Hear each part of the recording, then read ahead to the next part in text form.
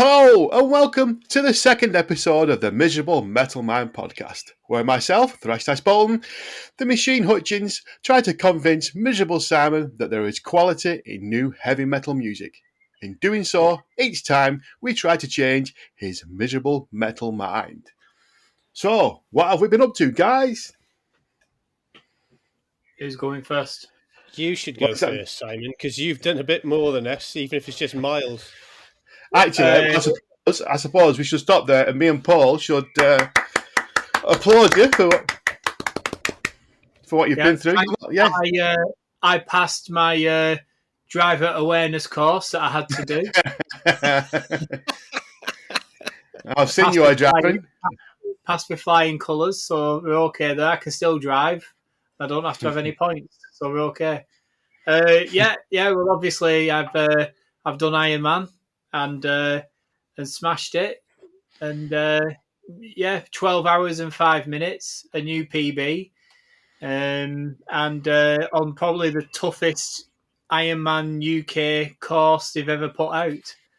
They changed the bike route, which had more climbing in it, and the weather alone made it even harder.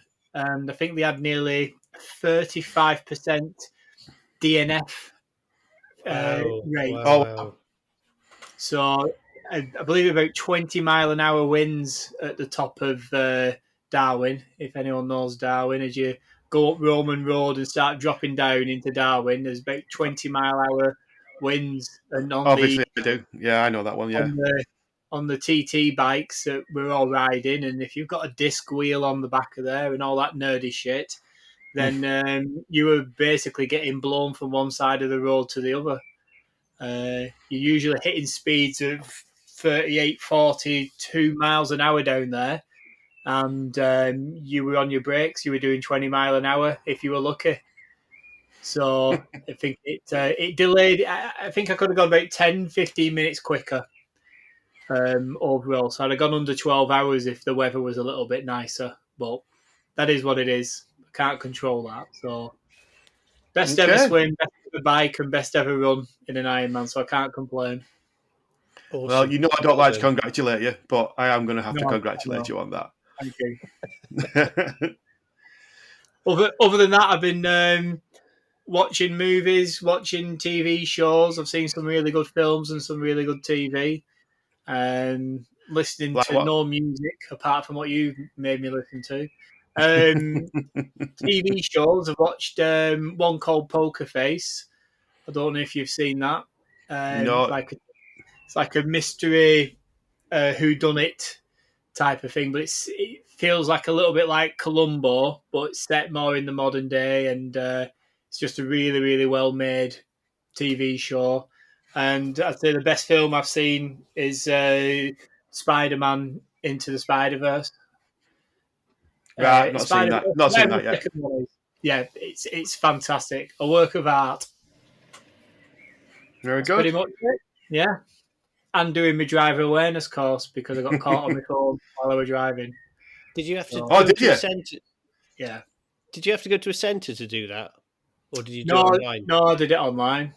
Oh, that's not so bad. I had to go to a centre the last now time I've got a microphone. Now I've got a microphone. I said I'll do it at home.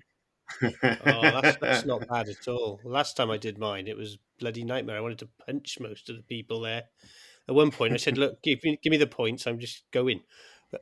Yeah. Well, you could feel 3 hours of nonsense, but it is what it is. I went to one when I got mine, and some Welsh bloke punched me.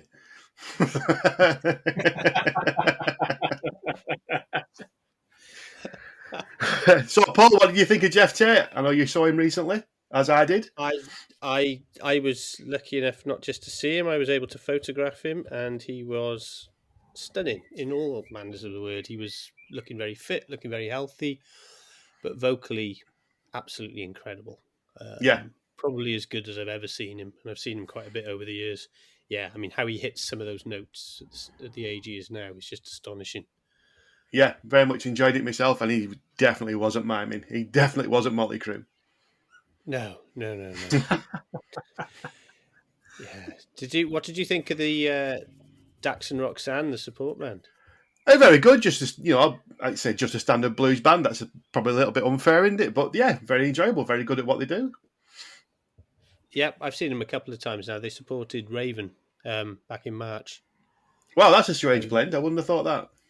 Yeah, they were great. They're going to headline a little festival down in Swansea. They're going to headline the Friday night down in October. So probably going to pop down to that. So they're good. I've obviously gone to see. Go on.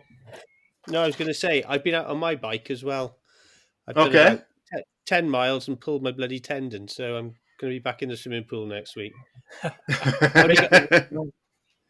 Only got my bike back out because I had a new tattoo, so I can't swim for a couple of weeks while it heals. So I got my old road bike out of the shed, and it's about 125 quid's worth. So you'd really approve of it, Simon.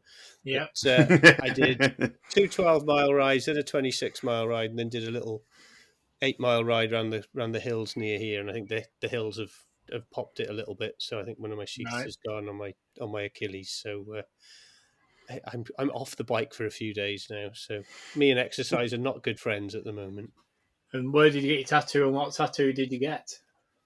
I get my tattoos. I go to Cardiff Ink, which is a good friend of mine called Jay, and I've got a new rose on the right-hand shoulder.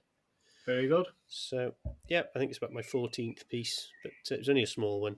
It just means I've got to stay out the pool for a couple of weeks. So back in on Monday, hopefully. Good stuff. And no giving blood.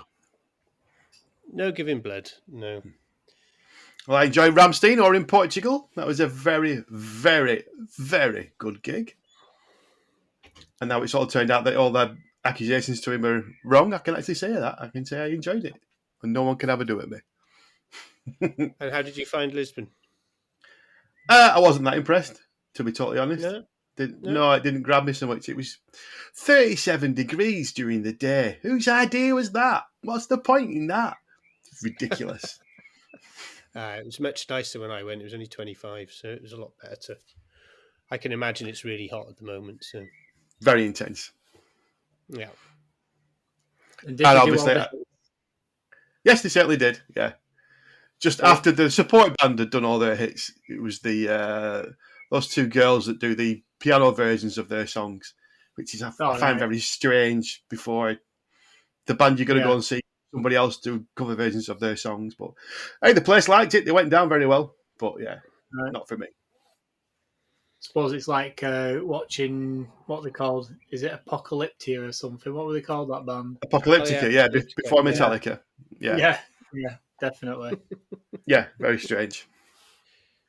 So come on, then, tell us about last night. Tell us about last night. You can tell us now because by the time this goes out, there won't be any spoilers. So you're obviously Simon and I are the only people in the UK that haven't been to see Iron Maiden on this tour, apparently. They were extremely good. We're the only two that are very happy about it as well. You like Maiden. Well, when they do a good one, I'll let you know. Well, did a good one last night. Right for you, Simon, because it was nearly all 1986. You'd have lived it. Was it? It was summer in time. Well, if it is strange, it's strange in a strange land. Not a problem. Second or third track, that was it. Well, the rest of the I did listen to the album recently when someone mentioned Somewhere in Time, and it's all right. It's middle of the road.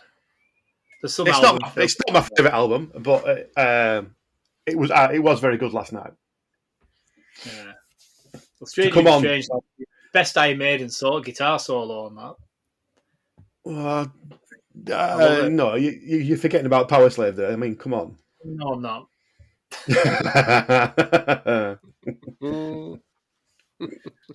Well, I suppose that is for a different conversation. But yeah, they were very good. They threw The Prisoner got thrown in there. No Number of the Beast, no Run to the Hills. Didn't miss them. It just almost 2 hours banged on. Yeah, really, really good. For the last 50 years, what are you going to miss? Yeah, exactly. I think that's the 20th time I've seen them, so it's not like. There you go, then. Yeah. Yeah, no, and obviously that's not a complaint. Really, really, really enjoyed last night's set, and so did the crowd. You know, And for a bunch of blokes, a lot of them either beyond 70 or reaching 70. Yeah, bang on. Yeah, you can tell. you When any did they albums to go recommend? today? Well, we were discussing this last night. Probably quite soon, I think. Yeah, Certainly touring. I have seen footage of the tour Even though you don't like them. on YouTube. It popped up on my YouTube feed. Apparently, YouTube knows that I like some metal, I told and them. yeah. Oh, thanks for that. And then so they have popped up on there, and I watched a bit of it, and well, it did sound like an old man singing, but that's just my opinion. In the past, his voice is knackered, but you couldn't tell last night, and he made a thing of saying there's Oh, no fair enough. support, there's no Is he effects on his miming? voice. No, Was he no miming? miming at all. No, absolutely not. And like I say, he made a point of saying that as well. We are all live. We are all real. Yeah, everyone says that.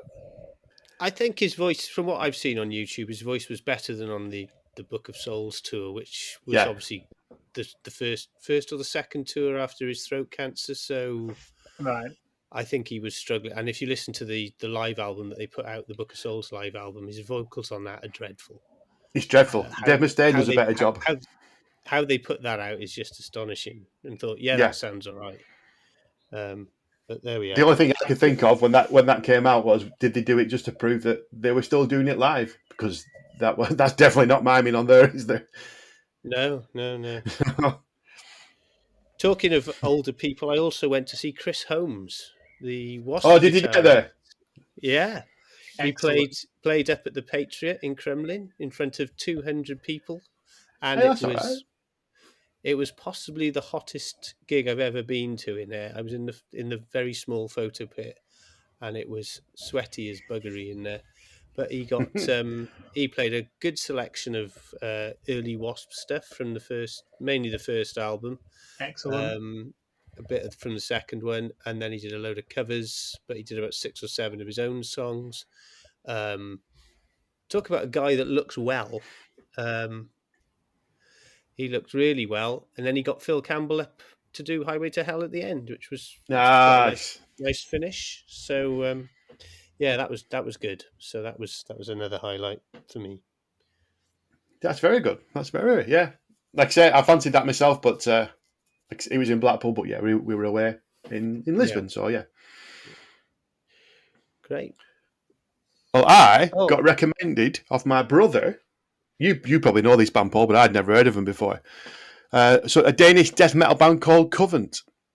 I'd never heard of them, and my brother's recommendations are usually shite. But this, I'm really, really enjoying them. Covent with a K, yeah? Covent with a K, yes. Yeah, female, aren't they? All female, yeah. Yeah. I'm enjoying the first album more than the second, but yeah, I think it's right up Simon Street. That if it was released earlier, I might have picked the album. Female Death Doom, Simon. That's coming your way. Great. The other interesting album, there's a couple of interesting albums I've reviewed, but the most interesting one for Neil is the new Evil album. Oh, right. Okay. Be interested to see what Pewey thinks on the weekend, because I was having a chat with him about it. But let's just say it's the album that maybe Metallica should have written. It's very very black album. Yeah, very much like that. Very old. Worked very hard on his vocals compared to the last album. I think his vocals are a lot better, but they're very much James Hetfield, which is not a surprise because I think Matt Drake was very much Hetfield-esque. Oh, so, definitely. Certainly was. He even stood like him, didn't he? Yeah. So anyway, that was interesting. And when's that out, Paul? When is that out? Next Friday, I think. Right. All right. So, I'll definitely have a listen. I think my review should be up on Moshville either now or tomorrow. I think it's been proofed. So, yeah. Right. I shall have a look at that. Warning. Please take all negative comments in the tongue-in-cheek manner they are intended. Basically, don't be a dick. Right, to the main point of the podcast, trying to convince Simon that new heavy metal is worth listening to. So my choice would be from a band who City had us visited quite recently, Memoriam, the new album Rise to Power. It's neck-straining, ear-punching, a massive slab of traditional British death metal. It's their fifth album and possibly their best. The vocal style of Mr. Carl Willits has not diminished since his bolt thrower days, and these riffs are brutal. Most of Memorial's subject matter is still conflict and war, and most of the riffs are still so heavy you need lumbar protection to enjoy the full album. I have seen this band so many times over the 9 years that they have existed, but I've only managed to see Bolt Thrower once, so these guys are winning. The benediction sound is still in there, and you can hear it very much in this album. There's a smoother, groovy drum patterns that can make it a little bit different than the others. I think he's been there for 2 albums, this new drummer. But don't get me wrong, it's still old school death metal from Birmingham, England. Simon, did you enjoy? But actually, before I ask that, I'll play a track. In other words, in my opinion, this is one of the worst metal albums I've heard in a long time. I couldn't care less what band they used to be in, how many albums they're doing, the new drummer. It's been a long, long time since I've listened to an album and I've wanted to punch the wall in anger with how bad the album actually is. Honestly, it made me frustrated and angry. It was just horrible from beginning to end. And if that's their intention, then I suppose they've done it. But it's certainly not going to have any new fan in me listening to them. It was just it is a constant barrage of noise and metal just coming out. And like you said in your intro, the riffs are really heavy, but it is one thing after the other, just pound, pound, pound, pound. It's aggressive, which I suppose is what they've set out to be, but not in the fact of it's winding me up where I'm getting angry just listening to it. Not for me, not now, not ever. Awful. Well, most of your description then could have been on the poster for the album. That's exactly like you say. That is exactly what they're after. If that's what they're after, then that's what they've done. But it was just 3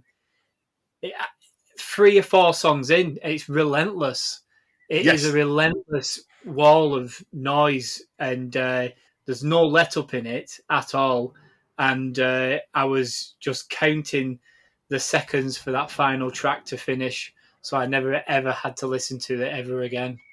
And the final track is a little bit more calmer compared to their normal stuff. Yeah. Granted, but I think I was listening to it on shuffle, so I don't think I heard it one to be anyway. So, well, I'll be pretty certain that Paul doesn't agree with you. No, I love Memoriam. I think this is.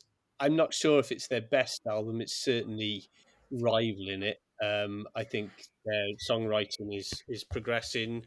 I think it's not quite, shall we say, as dark as the last album, but I think there is plenty in here that demonstrates that somber side of them. I reviewed it for Metal Talk back in February, I think it was, when it came out.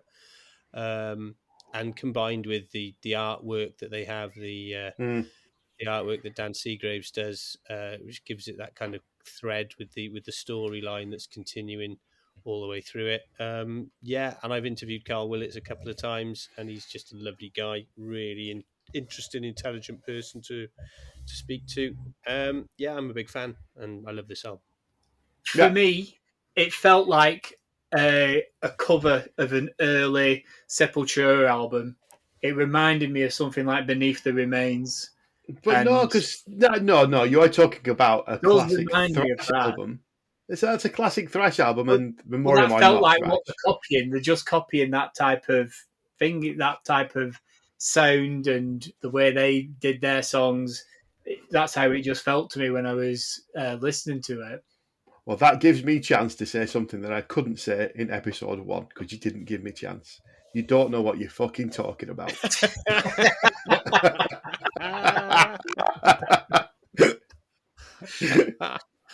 I did wonder when you threw this one in, Neil. I thought, I'm not sure that Tubbs is going to like this much, but yeah, He doesn't. Yeah. So it's 0-2 to you, Neil. You're not doing very well there, mate. Yeah, and like I say, I am very much used to that scoreline. So I think he's picking them on purpose. wouldn't that be weird?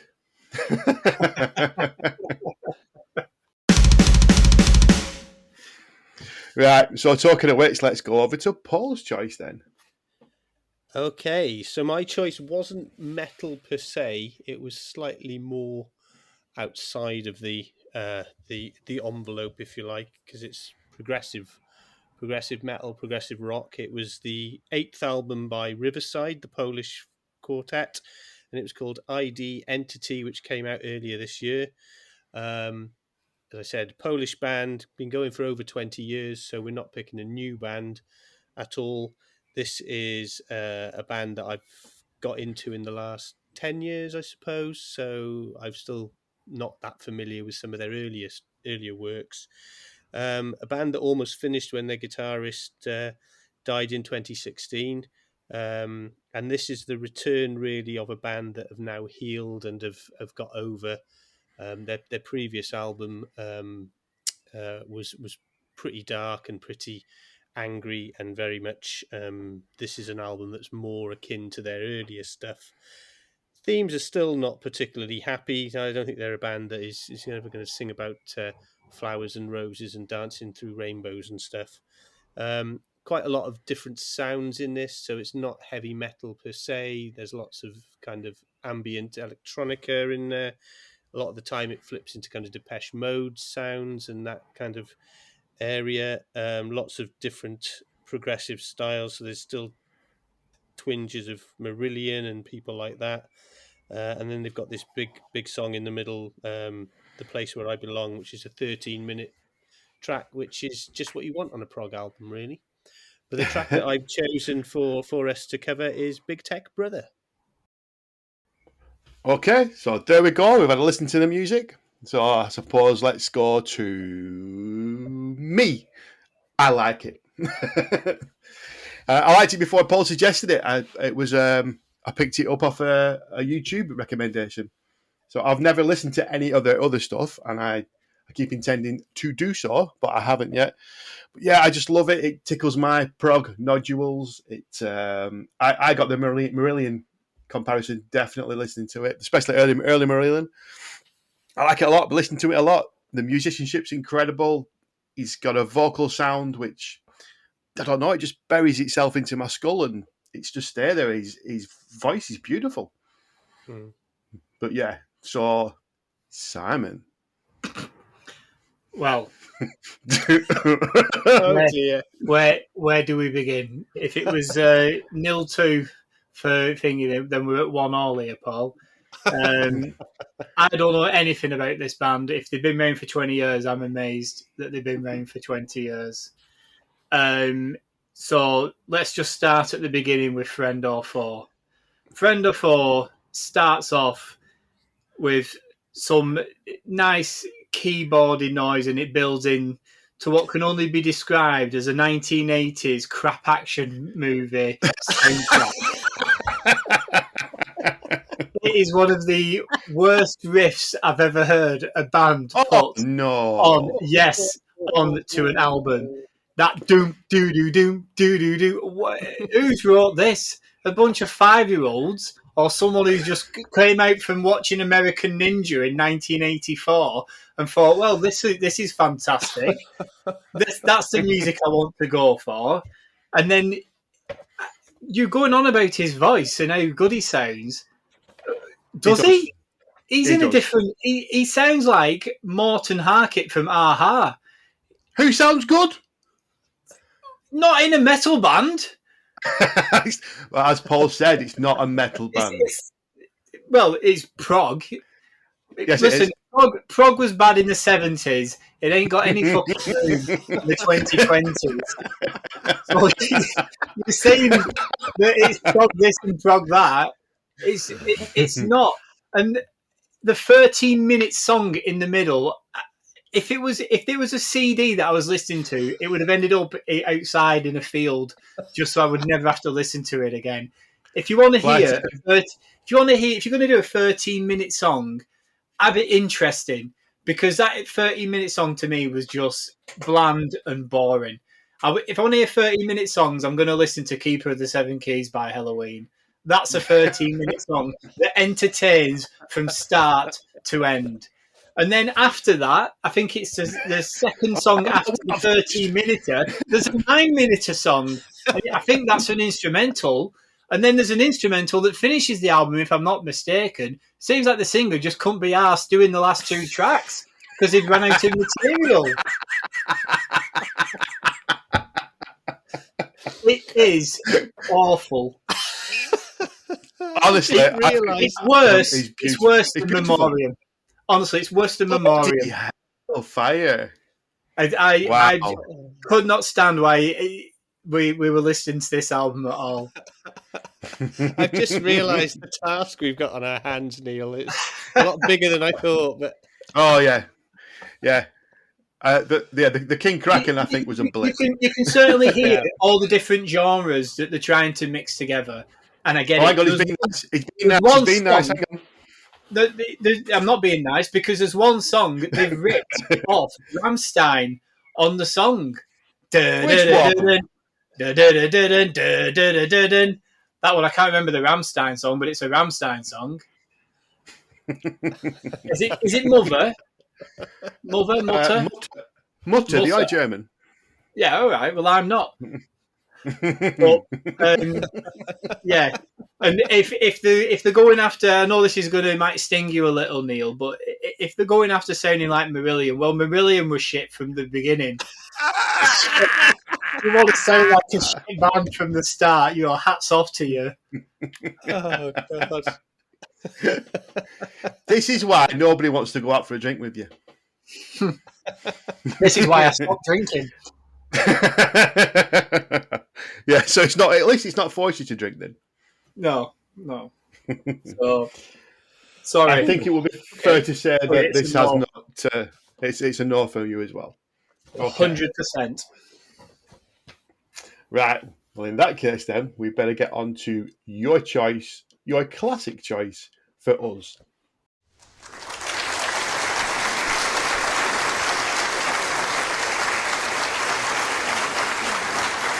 Something we know. Well, we could have gone for any of their albums, but I've gone for Judas Priest's Painkiller, which is, for me, their best album. It's the one that gets the feel of the stuff that they were doing in the 80s, where they turned a bit more American radio rock and had some really good sing-along songs on their albums, like Screaming for Vengeance and Defenders of the Faith and Turbo. And but then they started doing and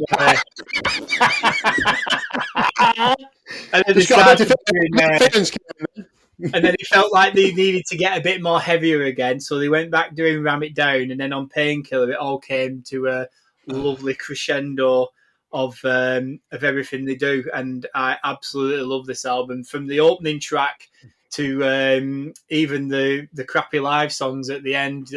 If you get the bonus album, it's brilliant from start to finish, and I think Touch of Evil is just amazing. Painkiller's amazing. The whole album's great, and the song we're going to listen to is Hell Patrol. Although I now sing Paw Patrol because I have kids. You can sing Paw Patrol absolutely perfect rather than Hell Patrol.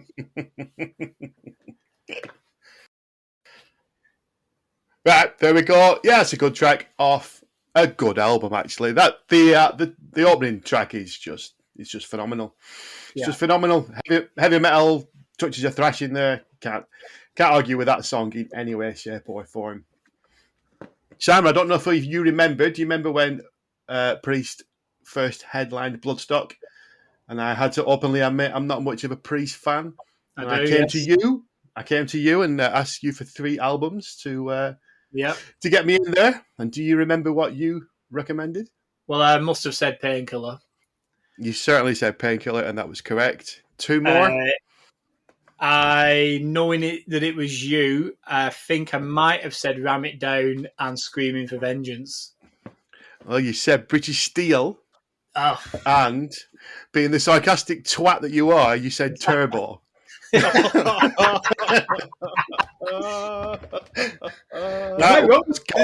absolutely nothing wrong with Turbo.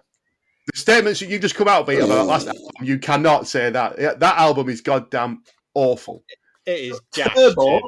Listen, Turbo Yeah. is so good. Over the years, they still play it live now, and it's even better live.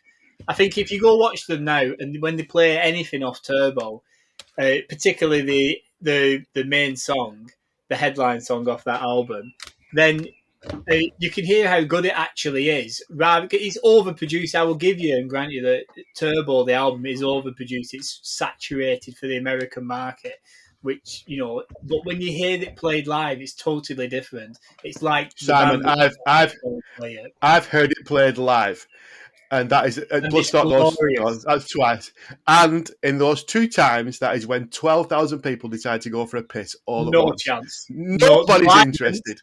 I didn't. I was one of them in the crowd, and I didn't.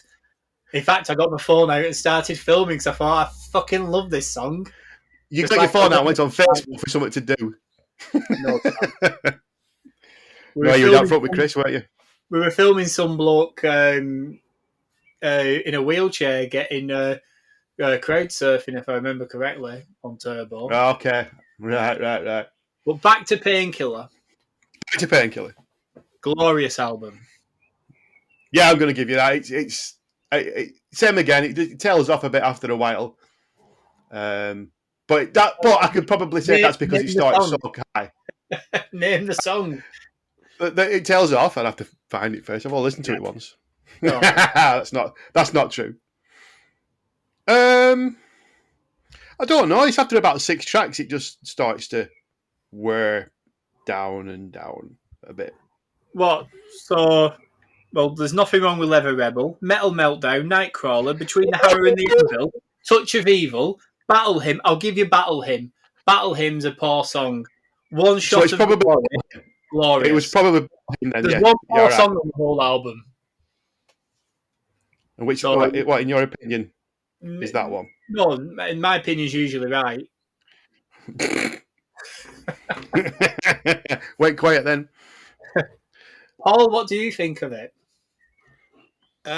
It's my favourite Priest album by 0.7 of a mark. So we did the Judas Priest Daily. Oh, you did, didn't you? Yeah.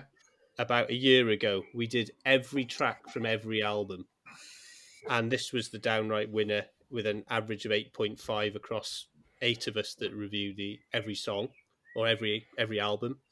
Interestingly, Turbo was the worst.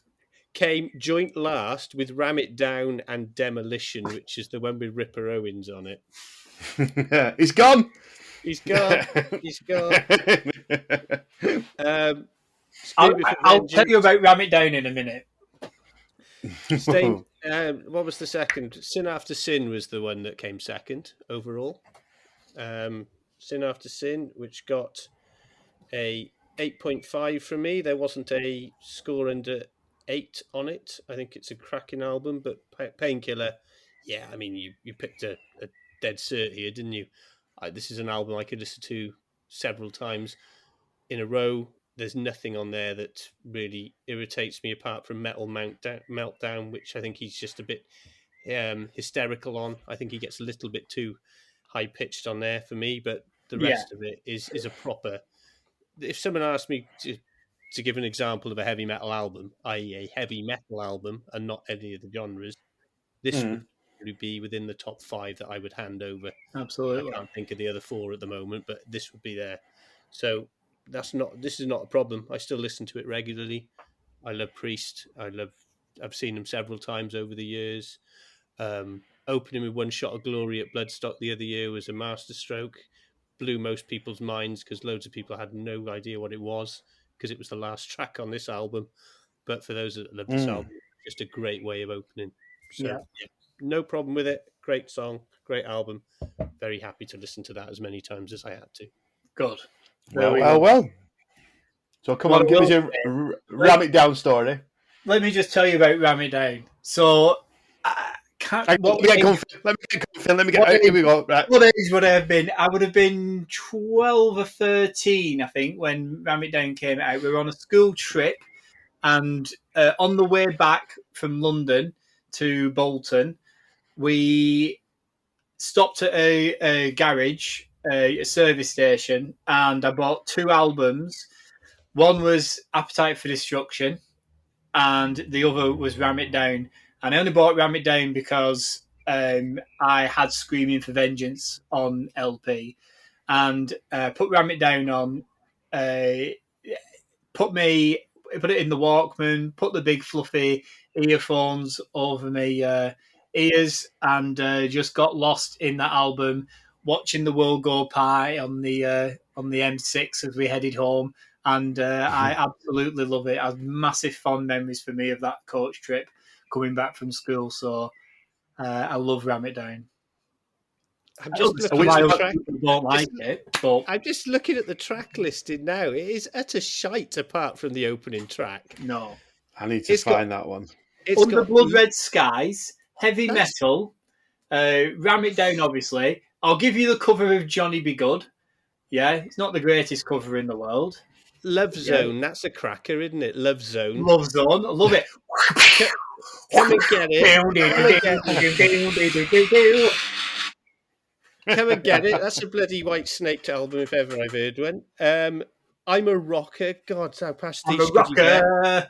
Oh! How can you... Monsters of Rock. Oh, God, you know. By the time we got to this, it grew and grew. 89, wasn't it? Oh, it grew and grew in time until it became a monster. When was the last time you listened to this? That's a good point, actually. When was the last time you did listen to Ram It Down? Not Painkiller, Ram It Down. On the M6? Yes. Yeah, it wasn't me. It was last year for me. You asking me? Yeah. 2 weeks ago. Yeah. 2 weeks ago. Seriously? Honestly. Actually, you've only got 5 albums, though, haven't you? So it's going to be really... This is it. One's Appetite for Destruction. One's 1987. Is that why you knocked an hour off your PB? Because you had it on your Walkman and you couldn't cycle fast enough to get rid of it? If only we could listen to music, I would have gone quicker. But, all right, we'll have to agree to disagree, because I think Priest have got some great albums, but they've got some shockers as well. Yeah, and that's one of them. None of them after 1983. None of what? None of them good, or none of them bad? Painkiller, anyway. Apart from all the ones you've listed after 1983, yeah.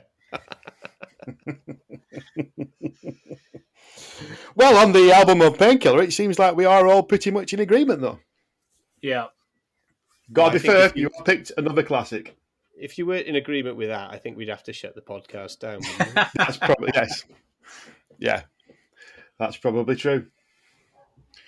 Right, I think we've all managed it there then, so let's... Well, before we go...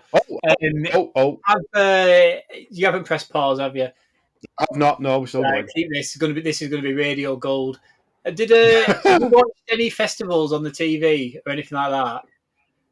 I have watched, and one in particular pissed me right off. So here we go. Captain Bland turned back up. Do you know who Captain Bland is? He used to play drums in Nirvana. And fuck me, God, yeah. What a pile of shit.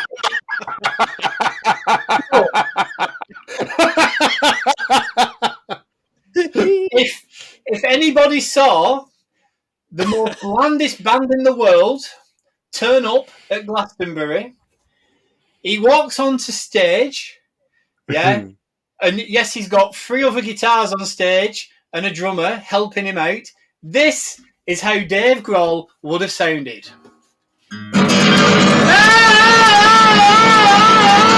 Hey! Utter shit. Did you see him go on stage? Have you seen this?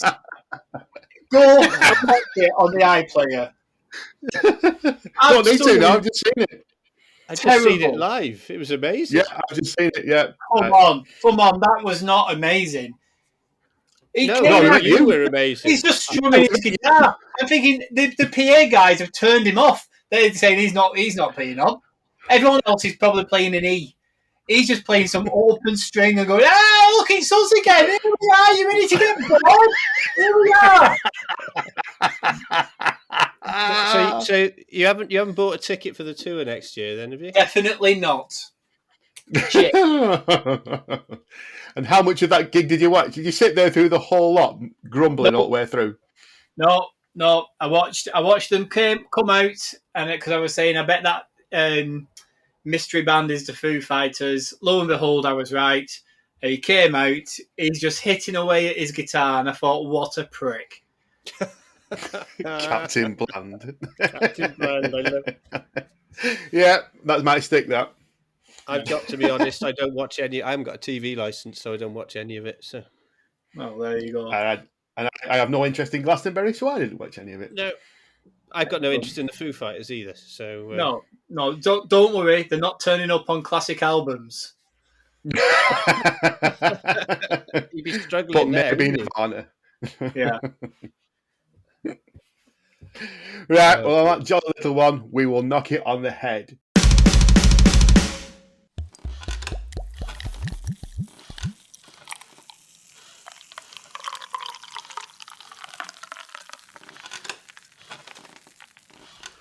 So, as I sit back and relax in the metaphorical rocking chair of metal, it's time to reminisce on what has just happened and what we have learned.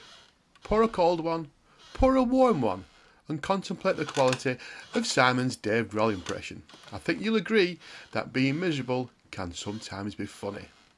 He didn't go for either of our choices this time, but come on, give him credit. He did go for it, and as music fans, that's all we can ask. As I sit this drink down, we are grateful and happy and thankful to say thank you for joining us. Hope you check out all the bands that we have mentioned on here and on the past podcast also. We are passionate about supporting the scene, and when it boils down to it, along with having a laugh, that's the whole point of this thing. Even Simon has a passion for music. And hey, do you agree with our comments? Please visit the socials and let us know in the comments.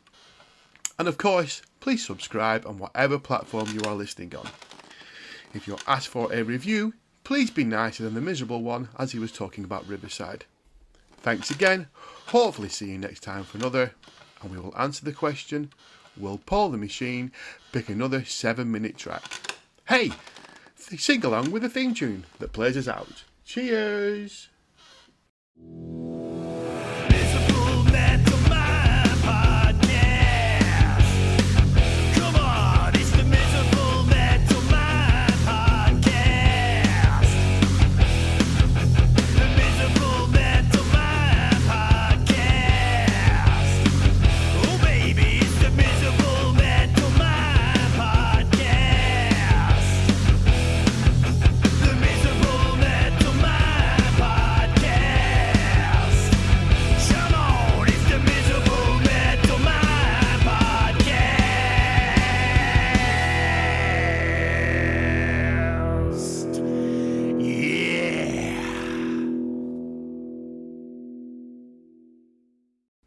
Hey up and welcome to the first ever recording of the Miserable Metal Mind podcast. And first of all, can I say thank you for joining us. This is a podcast where 3 passionate heavy metal fans all of a similar age meet up. 2 of the podcast members love new heavy metal, be that new bands with new music or old bands with new music. The third of us is a miserable git who doesn't like anything new. Once a month we hope to meet up, introduce him to some new music and hopefully change his miserable metal mind. Hope you enjoy this, please. Some guests on later, you never know. Warning. Please take all negative comments in the tongue-in-cheek manner they are intended. Basically, don't be a dick.